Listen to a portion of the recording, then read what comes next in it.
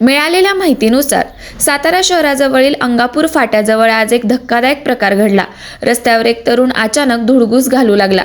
येणाऱ्या जाणाऱ्या वाहन चालकांच्या आणि पदचाऱ्यांच्या अंगावर धावून जात तो हल्ला करत असल्याचं चित्र पाहायला मिळालं। या घटनेमुळे परिसरात एकच खळबळ उडाली। ही बातमी वाऱ्यासारखी पसरताच स्थानिक नागरिकांनी घटनास्थळी धाव घेतली। संबंधित तरुण अनियंत्रित अवस्थेत वागत असल्यामुळे नागरिकांमध्ये भीतीचं वातावरण निर्माण झालं होतं। दरम्यान या तरुणाला रेबीज झाला असावा अशी चर्चा परिसरात सुरू झाली। त्यामुळे नागरिकांनी खबरदारी घेत शेवटी एखाद्या जनावराला पकडावं तसं त्या तरुणाच्या अंगावर जाळी टाकून त्याला ताब्यात घेतलं।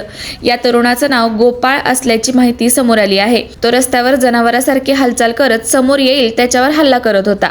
स्थानिक नागरिकांनी प्रसंगावधान राखत त्याला पकडलं आणि तात्काळ सातारा जिल्हा शासकीय रुग्णालयात उपचारासाठी दाखल केलं।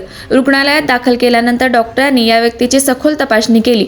तपासणीनंतर या तरुणाला रेबीज नसून तो मनोरुग्ण असल्याचं निष्पन्न झालं आहे, अशी अधिकृत माहिती डॉक्टरांनी दिली आहे। सध्या या तरुणाला सुरक्षिततेच्या दृष्टीने बंद आयसोलेशन वॉर्डमध्ये ठेवण्यात आलं आहे। तसेच हा तरुण याच परिसरातील आहे की बाहेरून आलेला आहे याचा तपास पोलीस आणि प्रशासनाकडून सुरू आहे। दरम्यान नागरिकांनी अफवांवर विश्वास न ठेवता अशा घटनांमध्ये प्रशासनाला सहकार्य करण्याचं आवाहनही करण्यात आलं आहे।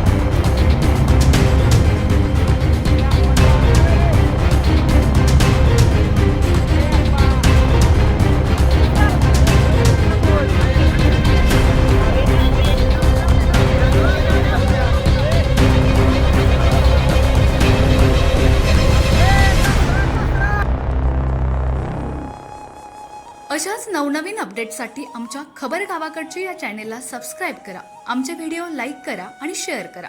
धन्यवाद।